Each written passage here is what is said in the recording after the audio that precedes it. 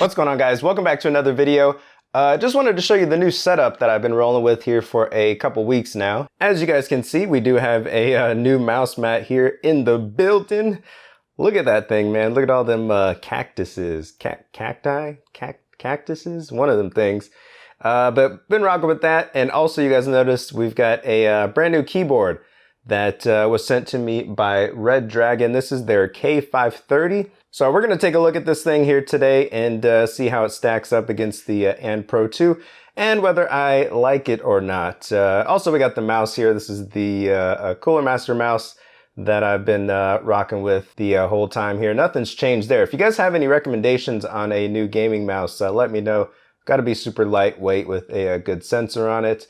Yeah, let's go ahead and take a look at this thing.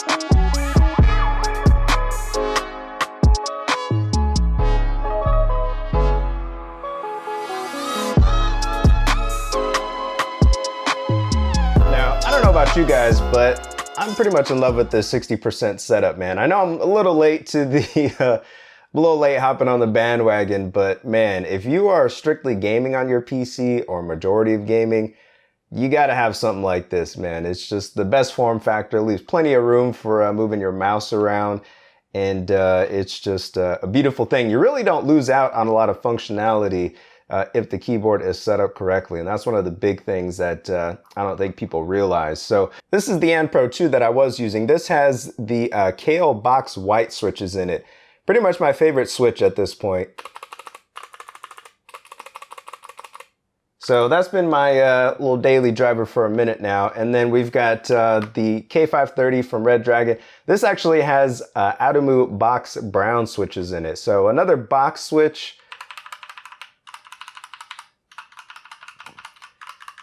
But obviously these aren't clicky, and there is a little bit of a different feel altogether with them. So I do want to point out that this Redragon keyboard is a lot cheaper than the And Pro 2, but it is comparable in a lot of ways. You do have a plastic casing on here, so nothing aluminum, nothing fancy, pretty much what you would expect from a keyboard at this price point. You do have a standard bottom row, which is nice. That makes replacing the keycaps pretty easy. You don't have to go hunting for any special sizes. And these keycaps are backlit, so there is RGB lighting on this keyboard, so you'll be able to see that lighting through the legends here, which is always nice. Looks kind of awkward when you have it just glowing around the outside of the key. I don't really like that. So they've got the proper keycaps on here. They are just ABS, so really nothing special there, but again, for the price, can't really expect anything more.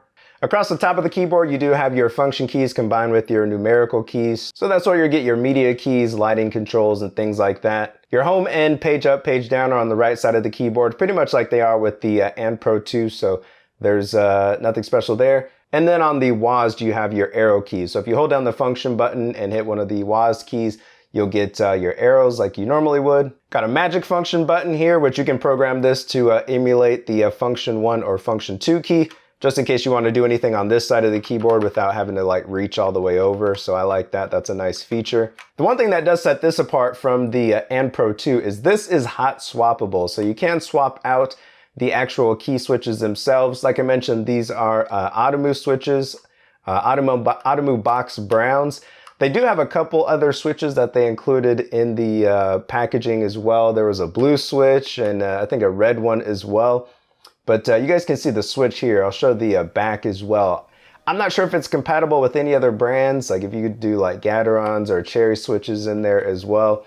Maybe some of you guys that have dealt with more hot swappable keyboards can tell me if that is compatible or not just by looking at it. But I think that's pretty nice. So if you want to switch it out a little bit, maybe switch the setup, maybe you don't really like box browns, or maybe you want just some clicky switches in certain areas, I don't know, just for fun. So I think that's a nice touch. Now, as far as the keycaps go,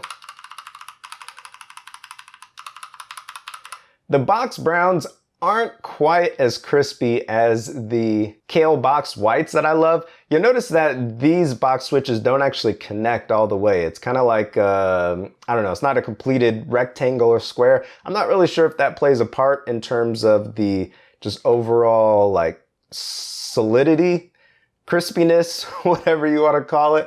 I don't know if that plays a part, but it's not quite there like you get with the Kale box whites. Now, it does feel better than a standard brown switch in terms of the just kind of solidness and firmness, which is nice. But again, not really taking over anytime soon as my favorite switch, but it's decent.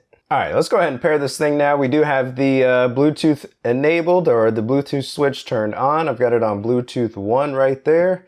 You guys can see it's powered on. Or maybe you can't, but it is powered on. So let me just go ahead and add a Bluetooth device to my PC. All right, looks like it is detecting it there. And boom, we are done. This did not come with a Bluetooth dongle, by the way. I'm using the one that I got with the iQnix keyboard that I reviewed a while back. So if you do want to use this as Bluetooth, you do have to buy your own dongle. All right, so let's start a little typing test now.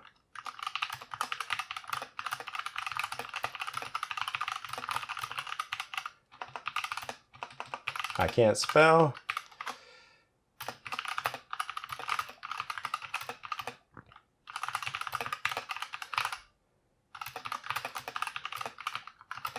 I don't even know what I'm saying, so this isn't going to make any sense at all.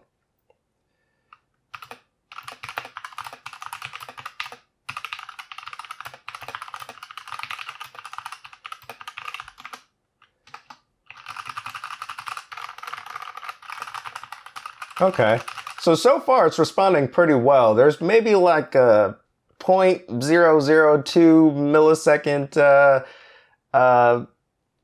delay that you can kind of feel, but if you're not really doing anything too intensive, I don't think it's going to make a difference at all. Like if I was just using this to web browse or type up a document or a paper or something like that, this is more than fine.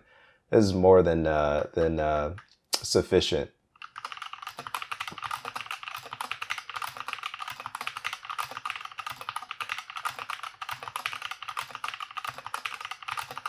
Yeah, the delay is very little. Like you can kind of tell it's there, but it's just very minuscule.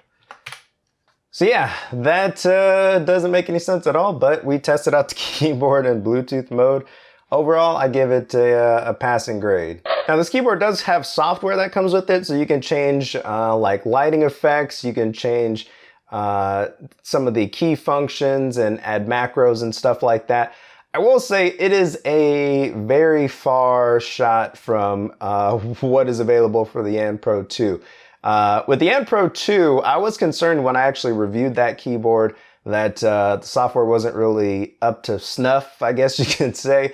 But actually, after I made that video, it improved greatly, and I haven't been having any issues with it at all.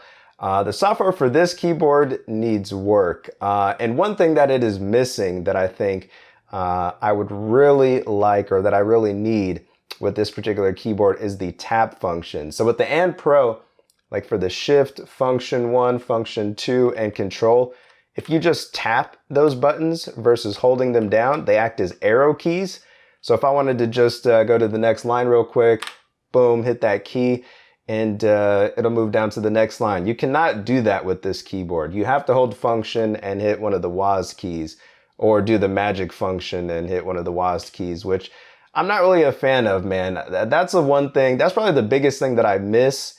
And that is probably one of the top 2 reasons that I would still stick with the And Pro 2 over this. But again, this is going to be much cheaper. I think this you can get for like under 70 bucks right now. So if you can't quite afford an And Pro 2, this is going to get you most of the way there. Key switches aren't quite as good in my opinion, and the software isn't as good. But other than that, it's pretty much comparable, man. So yeah, let me know what you guys think about this keyboard down in the comments below. Try to answer any questions if you guys have any, just post them down there. Again, don't forget to join the Discord and also follow me on Instagram at JerryNeutron 2.0. That is it, man. Like this video if you guys like this type of content. Subscribe if you've not already. Turn on that bell notification. I will catch you guys in the next video. I'm out of here. See you.